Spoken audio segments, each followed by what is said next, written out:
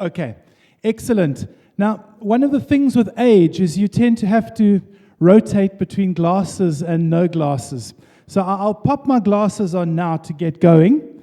And I just want to say before I begin a very warm welcome to our colleagues and to ladies and gentlemen here in Shanghai and to our colleagues online from around the world. Welcome to Session 2. The objectives of the session is to identify and discuss what it means for teachers to become lifelong learners in policy and practice from different theoretical perspectives. But before I get going, I want to just mention or play into what Mr. Yang said this morning to us, because it was very inspirational for me about the concept that you cannot replace teachers.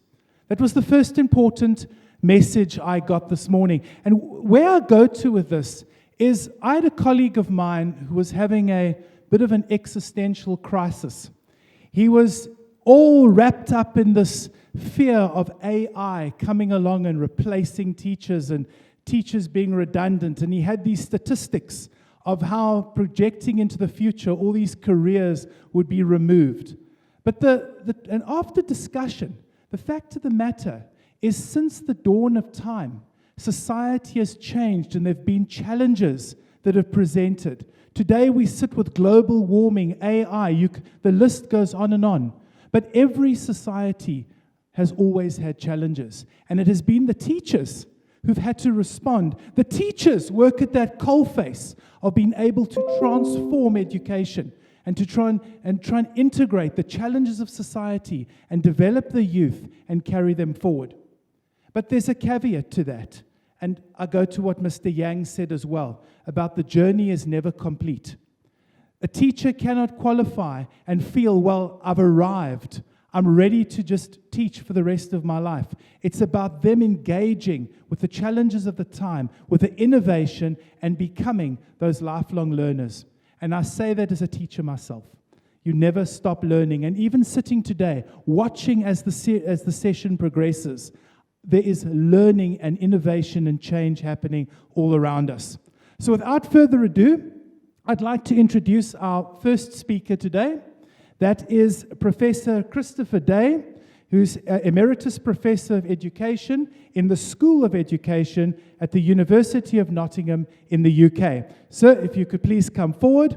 And as was with the previous session, we're limited to around 10 minutes for our presentation. I've got you want 15, okay, 15 it is. 3 presentations today, and then at the end we'll wrap up with some questions. So ladies and gentlemen, over to Professor Christopher Day. Well, thank you very much, Douglas, and it's very nice to be here, and thank you for whoever made the invitation. I've been listening with great interest so far to the various presentations. And some concerns, really. This is not in my script, so we'll come to the script in a moment. Some concerns. The concern is that almost it's suggested there's a kind of polarization. Either we're liberal in on our view and our conceptualization of lifelong learning, or we're more instrumental and functionalist and neoliberal, to use those terms. And of course, anybody who goes into a school today, and I go into schools in many countries and talk with principals and with teachers and listen to them and conduct research with them, will know that they don't exist in a polarized situation. Actually, teachers have to deal with all of the issues which have been raised so far this morning. And of course, teachers are not perfect. Nobody is perfect. And teachers have their desires, their needs in different phases of their career. Principals are sometimes good principals. We'll explain what I mean by that later.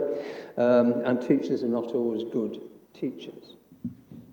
So to describe a vision for teachers, all teachers as lifelong learners, and all teachers as those who are enabled to promote lifelong learning amongst their students is almost impossible to justify according to the research evidence. So I'm just concerned with reporting in, I hope, a friendly way, some of the research evidence about teachers, what gets in the way of their learning, never mind their lifelong learning, but what gets in the way of their learning, if learning is associated with productive change, and I take it that learning should be associated with productive change. Sometimes we hear reflection. Everybody should reflect on who they are, where they are, what they're doing, what they believe, and their values. And this is absolutely right, of course. But reflection itself is not a necessary condition for change. We can continue to reflect and take, for example, smoking, terrible habit. You can reflect on what a terrible habit smoking cigarettes or even vaping is, how it hurts the health and so on and so forth. But many continue to smoke, continue to vape and so on. So reflection and change are not the same thing. And here we come to a slightly more nuanced definition of learning, if you like. Learning should not be automatically associated with the capacity, the ability, or even the willingness to change. That's my reality. All of us in this room will have our own different realities, based on our own broad but sometimes limiting experiences. Whether we're a Freirean in terms of critical consciousness, or we're a Foucauldian in terms of discourse, speaking truth to power, whether a Bourdieuian, if we believe in the importance of habitus, and so on and so forth. These are, if you like, concepts of the way in which the world is working, or should be working. And so far this morning, there's been a lot of should-bes in the conversation, a lot of hopes in the conversation, a lot of expectations in the conversation. And I'm sure my colleague from Shanghai will answer these when he follows me today. I hope he will, for sure. Let me make the case for teachers as a special semi-profession. Technically, as Etzioni said a long time ago, teaching is not, in the technical terms, self-governing and so on and so forth, self-determining. This has never been a profession. It's been a semi-profession in that technical sense. So teachers have to deal with government policy. They don't choose the curriculum which they teach. Government policy, sometimes OECD policy on assessment. They don't choose the means of assessing their students. And so they are limited in what someone called creativity. Now, of course, some will be more limited than others. They're also limited because, unlike most other professions, they teach a group of children, young people, 30, could be 90, could be 20, but a group who don't necessarily want to be there to be taught by the teacher. For various reasons, not because the teacher isn't good, maybe the teacher is good, but because they have a family and the family is alienated from education and so on. Yeah? So we see that teachers are teaching a group. Each one of those children or young people will have their own minds, their own prejudices, their own engagement issues and so on. And we know that subsequent to the pandemic, in many countries, in many classrooms, there are more behavioural issues and more engagement issues than were previously recorded. You can't generalise to say it's across the world, but certainly in many countries. We've already heard today that recruitment is an issue in many countries. And governments, of course, want to solve that problem. When I hear the word teachers, I don't like it. Why don't I like it? Because we don't need to use that word anymore. We know who good teachers are, and we know who poor teachers are. Why don't we try to say, to identify who the good teachers are? When we talk about teacher retention, We don't want just bodies in the classroom looking after the children and young people. We want committed people. Of course they are knowledgeable. Of course they are pedagogically skillful. And of course we want resilient people. But then we don't want resilient people unless they're values-driven, unless they have humanistic values, for example. I can be a very bad teacher and be very resilient at being a very bad teacher. And it may be to do with me, it may be to do, yes, it could even be to do with the leadership of the school, the quality of the school principal. Don't you think that that person is probably the most important person over a teacher's career, beyond the teacher herself? Of course, because the principal dictates, or determines, if you like, the culture, the climate, if you like, the ambience, if you like, of the school. And therefore, the way in which teachers relate to each other, the way they relate to pupils, the way they consider respect for pupils, and so on and so forth. So not every school is a learning school. And not every teacher, unfortunately, is yet a learning teacher. Do you want? I have it. Thank you. Yes. It's just because I'm not moving it. There's a worry that I'm not moving it. That reminds me that teachers, of course, inherently lead busy lives. They're very busy in the classroom. And so it's very difficult to find time to reflect in, or to reflect on, or even to reflect about education, their purposes, and so on. But the best teachers do find time. So we know it can be done. And the best principals in the schools know how to give teachers time to reflect and so on. So I've got 3 minutes of my 15 left, and I'm not even on to my second slide. Never mind, never mind. I wanted to say these things in response because there was such powerful speaking this morning, both OECD and elsewhere, from different angles, of course. But there was no teaching really which told us about what teachers do, how they do it, and how they're sometimes held back from doing what they want to do, from, if you like, expressing their enthusiasm in the classroom. And there is research which tells us that teachers who are enthusiastic and knowledgeable in the classroom, they seem to get better results with their students.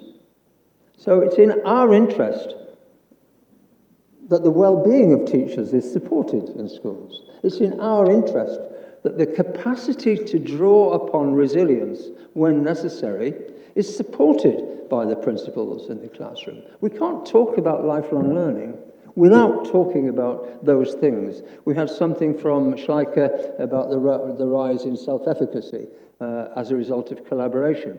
Yes, of course. Isn't it pretty obvious? Do you really need research about that? Well, OECD is catching up. Lovely to see they're mentioning professional agency and teacher agency. They're catching up on what research says about what it takes to be able to be a good teacher, to be able. Being respected is a part of agency, to enable agency. The decision taken in the classroom by teachers themselves. I'm determined to get at least to slide 2. Okay, so teachers like that was actually my brief for today. There'll be a second part on Friday, which will be more concerned with vision and the teachers of tomorrow, of course, and so on. So you've seen that. That's all right. I thought that might be of interest to some of you. The cost of having a poor teacher in a classroom, the cost to the student. This is just one example. There's Hanshek from the States and so on and so forth. So you can see that the student will learn less from a poor teacher than from a good teacher. So we don't want teachers. We want good teachers. And we want to secure the conditions that help teachers to be good. Okay, and this won't work now, so there we are. So that's probably all the slides I'm going to show. No, it's not. Here we go. So we know that teaching is stressful. We know that teaching is emotionally and intellectually stressful. So we are expecting teachers to be good at handling their emotions and the emotions of children or young people in the classroom. That's a skill, but it's also a capability, not simply a technical skill. What the good teachers do is they navigate the performativity, the results-driven agenda in the classroom. That's what they're told they have to spend some of their time on. But the good teachers do more than simply navigate that. They deal with policy, but they also are, if you like, humanistic. That's the word that was used, I think, this morning earlier, as well as instrumental. You know, they're there to help children become productive members of society.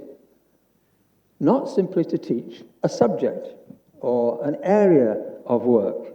That's what research tells us. If you look at even economists' definitions of the purposes of education, include that. Yeah? They're not simply about functionalism or creativity. They're about all of those things. We want good teachers in our classrooms. No point in having a lifelong learner if the learner doesn't result in improvement of some kind for the individual or for the individual that they teach. I'll see if I can move just straight on to another one. No, doesn't work again. We can't rely on A1. We can't rely on technology because it doesn't really work all the time, and it doesn't work to order either. These are some of the differences if we look, and research has looked extensively at teachers in different phases of their career, if you like, their careers. And you'll see, if you look at that, you'll see that there are similarities in learning needs, but there are also differences in learning needs. Of course there are. As we get older, we get slower, generally speaking. As we have a partner or have a family, so some of our energy, some of our time gets spent there. Whereas in the past, maybe we would work a 6 or 7 day week, but now we can't and we don't. Sometimes we don't work with good colleagues, and that doesn't help either.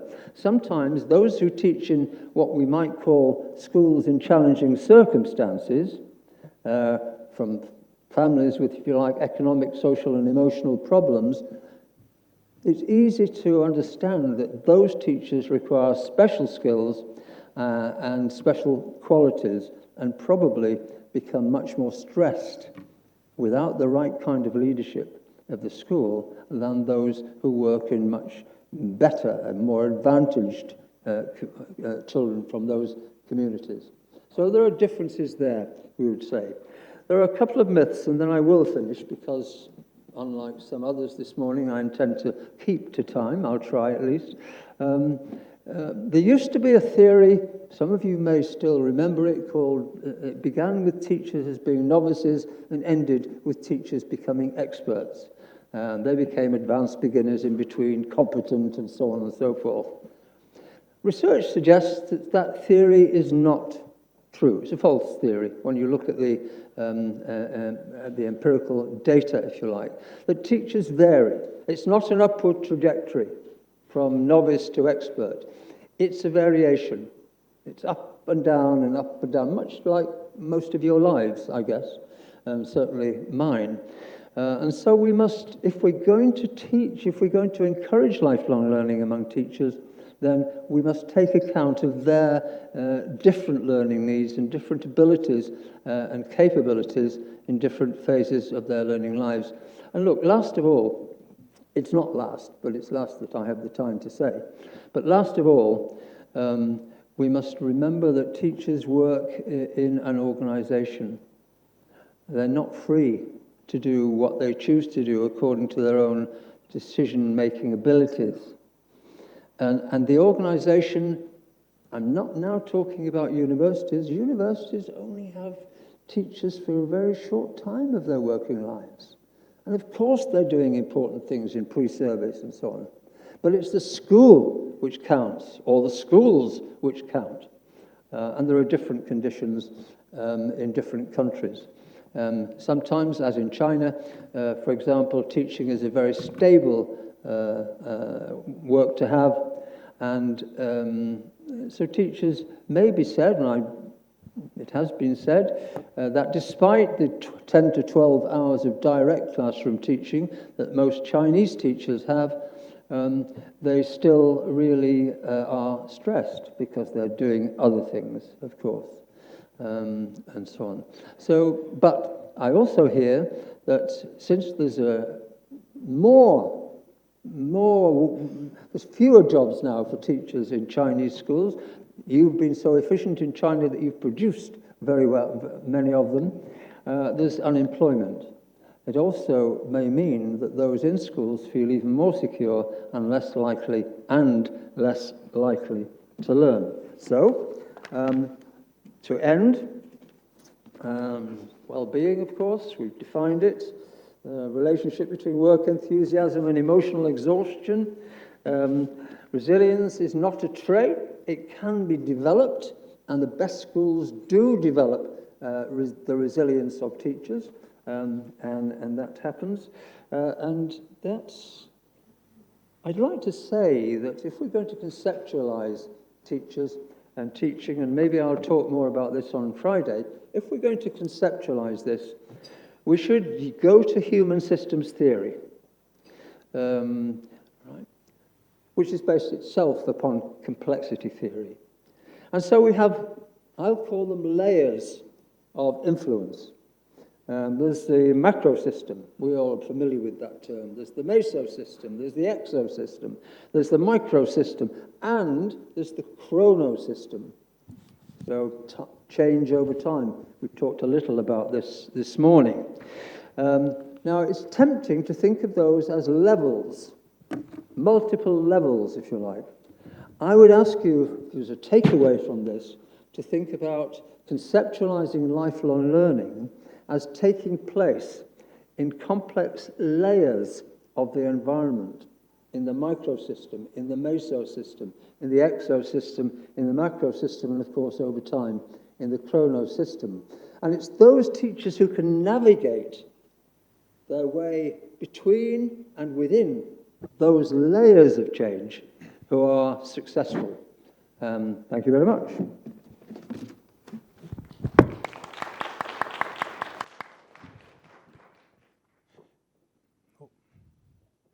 Thank you, Professor Day. What I really took away from that presentation was this placing the teacher within the context of where they work.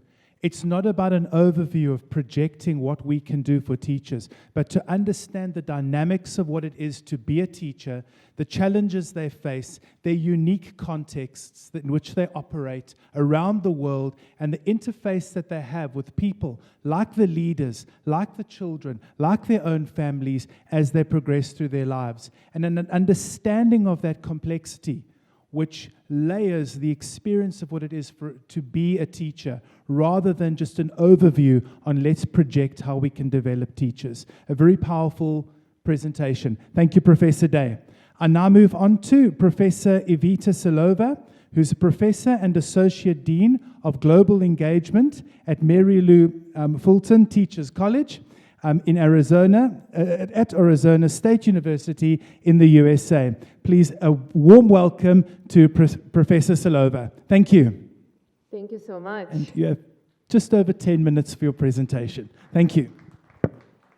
Thank you very much, colleagues, for the warm welcome and for the invitation to this really important workshop, and for bringing together such an interesting group of people. The conversations just this morning already set the bar really high, and I know that it will lead to really interesting questions that will be raised for this 3-year long research project. So thank you for this impeccable organization. So I wanted to bring the discussion of lifelong learning teachers in conversation with discussion on sustainability. And it already has resurfaced in some of the presentations today. But I wanted to start with the discussion of what is the reality of the teaching profession today. the job of being a teacher is difficult in ways that really negatively affect the job satisfaction and performance in today's schools. We ask teachers to be content experts, professional pedagogues, to assess children with learning disabilities, to provide differentiated instruction, to advance students, to be role models, to be social workers, to fundraise in some societies, to paint walls in other contexts. We really expect them to, every teacher to be all things to all people at all times. And another maybe remarkable thing that at the same time, so this is actually from the state of Arizona, the competencies that teachers are supposed to carry, to know. And this bag of competencies they have to carry only gets fuller and heavier with every year because more competencies are added and nothing is really taken away, right? So the next one that is being put on the agenda is climate change education, for example. So, but also what's remarkable about this is that the job looks very similar, whether it's your first day on the job or your 10,000th day on the job. The kind of the rhythm of the daily life of a teacher is very, very similar. And it is, I would argue, is a recipe for burnout, for attrition, and for underperformance as well. We basically put impossible demands on teachers, adding more and more to their responsibilities. So the volume and content and knowledge that we expect teachers to know is exploding. It's really unreasonable to expect all educators to keep up with all of the advances in domains of the different pedagogical knowledge and the content knowledge and other demands that are placed on them. And it's really interesting that we don't really put such demands on professionals in other areas. So for example, we would not ask a doctor to be also an expert in hospital management or also to be a social worker at the same time, but we do put all of these multiple demands on the teacher. So, and this is all at the time when the world around us is changing so quickly. And it's almost the burden on the teachers is so high that it often is almost impossible to notice how fast the world is changing around us. And so I want to ask a question: why is transformation critical, and why is it urgent at this particular time? And let me maybe take us for a second to think of what our default model of schooling is, and what is this default model of schooling designed to provide. The common thread here on the left side of the column is the standardization, hierarchy, and rankings, and perhaps also this very universal idea of what education is. Other speakers already in the morning mentioned that this critical consciousness is missing from this left column, right? We really created a system that became a mechanism to rank and sort learners, to prepare learners for the standardized assessment and advance and grades and cohorts. We really prioritize education first and foremost to produce workforce supply for economic growth over all other concerns. And we do train children and youth to comply with the norms of schooling and society. But this is not necessarily what the parents, student, educators value today. Just a couple of examples. There is, and I will use in my previous slides actually, some of the images and ideas that young people have shared with us about the futures of education and how they see the future of learning, right? Which is very different from what's in the left corner. But what I wanted to say is what we have today is this very intense focus on what Gerd Biesta would call the learnification and growth, this endless pursuit of standardized learning outcomes, and we really began to lose sight of the broader purposes of education, including lifelong learning. So we also assume that this endless pursuit of learning outcomes will inevitably lead us to sustainability, that the more we know, the more sustainable we will be. And I want to argue that that's not necessarily the case. Today, the world is the most educated it has ever been in the history of the humankind, yet we are the closest to the environmental collapse. I wanted to share really briefly this research that I have done with my colleagues in Kyoto University and Taiwan National University, Jeremy Rapley and Hikaru Komatsu, where we tried to look at the relationship between education and CO2 emissions per capita and show that there are positive correlations between lower secondary completion rate and per capita CO2 emissions, and between the percentage of students with a fixed level of proficiency in literacy and numeracy. So countries with better quote-unquote education tend to have more detrimental impacts on the climate change, right? So, which brings, again, the question of the purposes of education that we are not talking about anymore because we are so concerned with the technical aspects and the standards and the learning outcomes and the rankings on OECD PISA. So, so basically, David Orr has been arguing for decades that more of the same type of education will only compound our problems. So I wanted to invite us today to think about how can we, when we start the discussion about teachers and lifelong learning, how can we also bring into dialogue and into focus the question about the purposes of education. What kind of education actually would be productive and meaningful to have throughout our lives.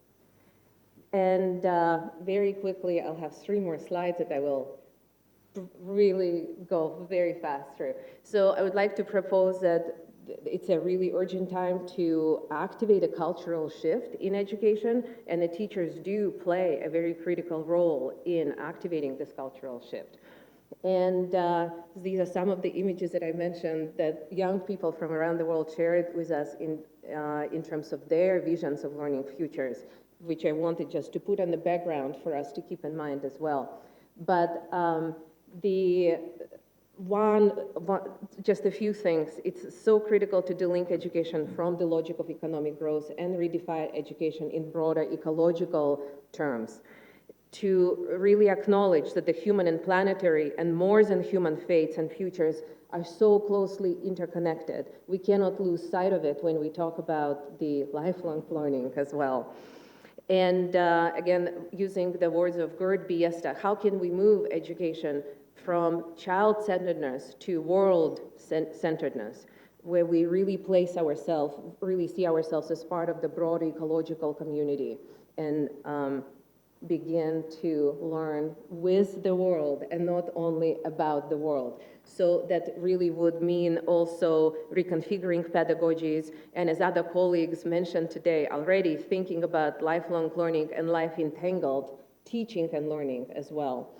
So acknowledging that humans are embedded within ecosystems that are ecological, that we as humans are not just social beings, but also ecological beings, cultivating ecological consciousness as well. And also transforming curriculum towards not only fixating on the literacy and numeracy as we have been, and as we have just seen in the early morning session, a reminder from the OECD studies, but also think about ecological literacy and ecological justice as central to the purposes of education. In this context, think about agency as relational, collectively distributed, and more than human. Some of the ideas that I am trying to articulate here resonate already with speakers from this morning, and I'm sure, I hope also later in a workshop as well, because that also would require redefining teaching as a collective endeavor. And I will talk a little bit more about it tomorrow. But now, in the interest of the time, thank you very much, and I look forward to the discussion.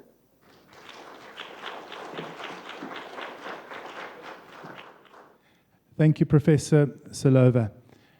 If anybody could see the golden thread that was running through Professor Day's presentation and Professor Silova's, that idea of what are the realities of what it is to be a teacher. I even had to take a picture of that one slide, which showed this beautiful world of creativity and knowledge creation going through that meat grinder into bones and money. It was a very powerful image. I thank you for your presentation. Thank you. And the next speaker I'd like to invite up is Professor Guorui Fan, Director of the Department of Education at Shanghai Normal University in China. Thank you.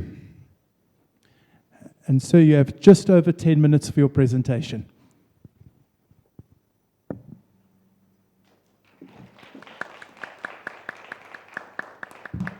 女士们、先生们，中午好。非常感谢受邀请来参加这样一个国际的对关于教师学习的一个大会。首先我代表我们的上海师范大学教育学部的同仁们欢迎各位的到来。其实我今天特别高兴，我跟Silova教授在很多年前，我们就在Bob Cois合作的一个国际政策研究手册当中，我们一起合作过。今天再一次见面，特别的开心。在Dr. Day 和 Silova 的报告之后来讲中国的经验，可能大家会觉得有一点点亲切吧。我想我尽快的，是这个吗？我大概讲这很简单的，就大家不要害怕，觉得好像内容比较多啊。不对呀。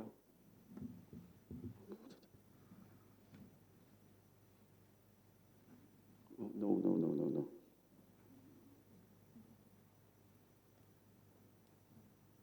我这样谈4个问题啊，4个问题。第一个问题呢是讲，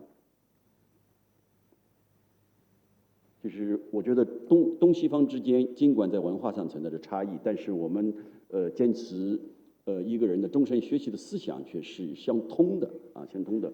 比如说从索伦和柏拉图的古代的一个思想当中，就讲到了这个活到老学到老的一个观念。而在中国来说，我们的祖师爷啊，孔夫子啊讲的这个学而讲三人行必有我师等等这样一些思想，特别是讲到一个人在不同年龄阶段都要进行学习，这个思想对我们今天深深的嵌入在中国人的这个文化的基因里面啊。但是真正来说，还是整个的西方的这个现代教育思想、终身教育思想和教育史专业发展的理论，对我们今天的教师的终身发展来说有着重要的帮助。第一个终身教育的思想呢，我觉得呢，当然是有一个联合国的推动，联合国特别是大家可以看到啊，保罗·朗格朗这个曾经在教科文组织担任过基础教育科的科长啊，他在写的一本书啊，这本书呢，英文书本身也许对中国读者没有很大的影响，但是经过周南照先生的翻译，周南照先生曾经做过华东师范大学的教授啊，翻译之后呢，这在当时的1980年代、85年的时候翻译出版之后，对中国的整个的教育界产生了非常深刻的影响，就是我们吸收了这种思想啊。那么还有一个重要的问题呢，就是福尔报告。刚才各位专家都提到过福尔报告。福尔报告就是说，这个在中国最流行就是说《学会生存》这本书的影响。可以说，通过这2个路径，对中国的学术界、教育学术界产生了很深刻的影响，进而对中国的基础教育的教师队伍的建设与发展产生重要影响。所以这是第二个问题，就是教师专业发展理论。中国的文化当中没有一个教师专业发展的问题啊，没有这个提法。我们原来只有说师范教育啊，师范教育。那么怎么会有这个东西呢？那是因为有这样一些理论啊，这样一些西方的理论对我们的教育理论的改造。比如说关于教师知识的理论，关于教师及研究者的理论，教师及反思性实践者啊，以及教师发展的阶段性，教师的职业生命周期，特别以及是实践共同体，还包括关于行动研究啊这样一些理论，对我们的整个的教育理论、教师的研究，包括我们的师范教育的改革，以及我们在中小学一线当中的教师的发展问题，甚至说对我们整个国家的教师的学习的制度设计，都产生非常深刻的影响。所以有这2股力量的合流，一股力量是终身教育的思想，再一股力量是关于教师专业发展的思想，对我们的影响非常非常大啊！我觉得是在让我们古老传统的终身学习的思想，加上这样一些来源于西方的理论，形成了一个河流导致今天这样一个新的变化。那么我们这变化是一个什么样子呢？大家可以看一下，我把它理解成这样几个东西这样几个要点：一个是标准的导引再一个组织化的培训、专家的引领、同伴的互助，以及教师个人的自主的发展。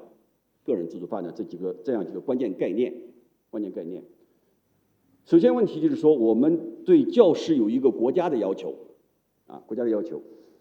中国教育部在2012年颁布了幼儿园、小学、中学的教师专业标准然后中国教育部的办公厅在2021年发布了中学教育专业的师范生的标准，中学教育、小学教育、学前教育、中等职业教育和特殊教育等等。这样的话，把之前的和之后的教师的标准要求全部给大家就公布于众了我们每个老师都知道我自己该怎么做，然后以这个标准为基础，我们去开发教师教育的课程，开发教师教育培训的项目这奠定了一个非常重要的一个基础。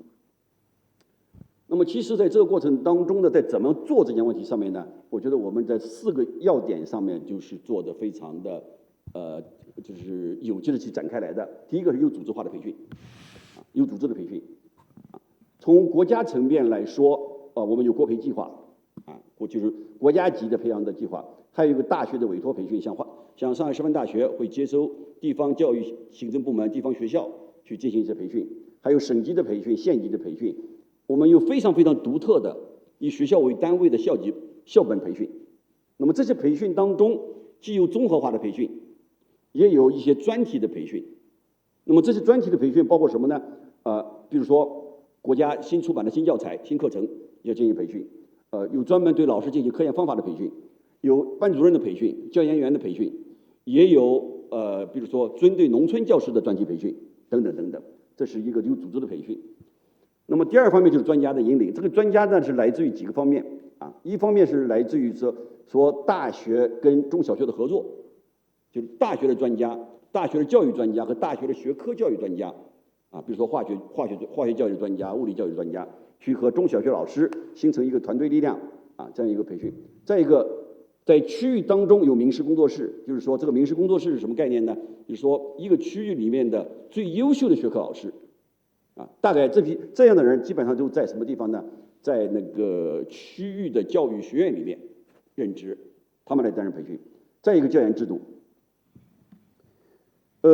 披萨获得了上海披萨获得了全球第1名之后，著名的一个弗里德曼在这个当时的《纽约时报》发一篇文章就讲上海的秘密。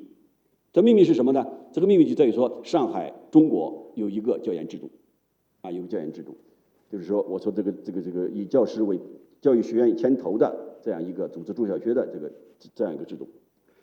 再一个就是说，在实践过程当中呢，有一个同伴互助的力量。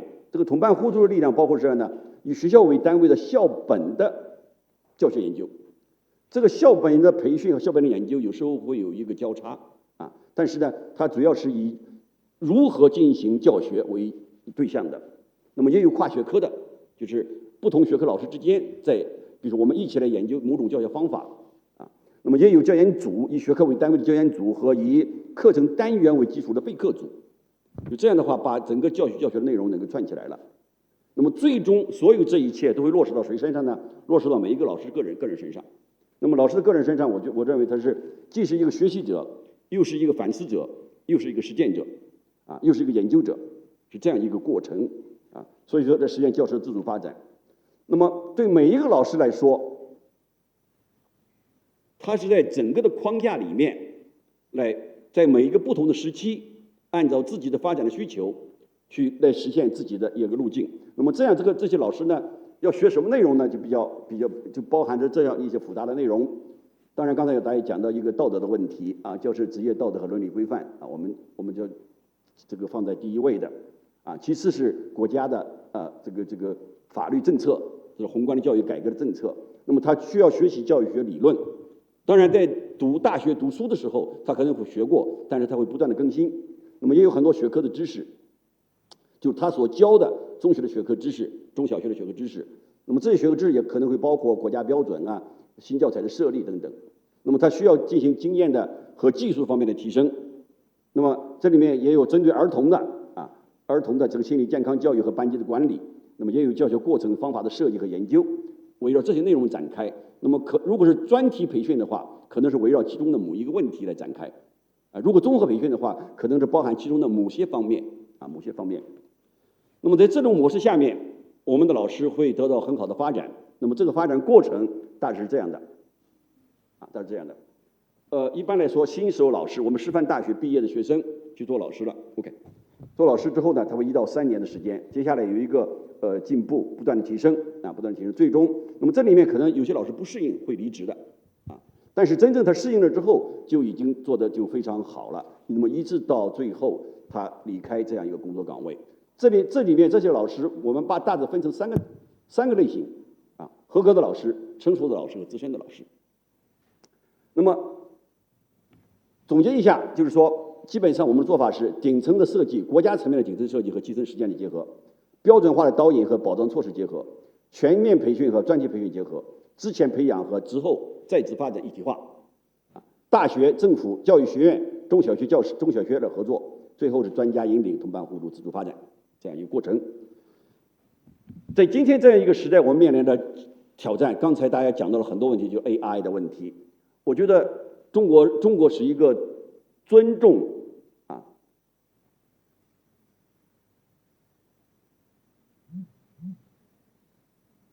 中国是一个崇尚知识的国家，而今天我们的整个的教育体系又是以确定性知识为代价的，就是为主体的。我们讲的确定知识，我们刚才讲的所有的模式都是围绕着教学生掌握知识，但是今天 AI 把你的知识全部代替了那么代替了之后出了一个问题，传统的教育模式是这样一个模式，教师跟学生之间的互动，信息时代的是我们跟机器的互动，现在我们面临的是人跟 AI 机器的互动。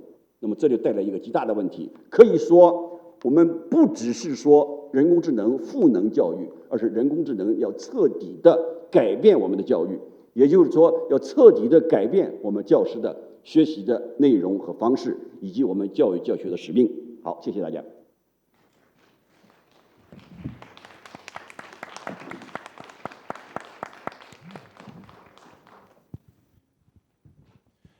Thank you, Professor Fan. Very interesting presentation that really showed us that interface between history, society, and the parallels across the world, and how we are such a globally connected community. And it certainly just reiterated for me the deepening complexity of what it is to be a teacher, both in China and around the world. I'd like to thank all three speakers for their contributions today. They were fantastic presentations. Unfortunately, we have run out of time for questions.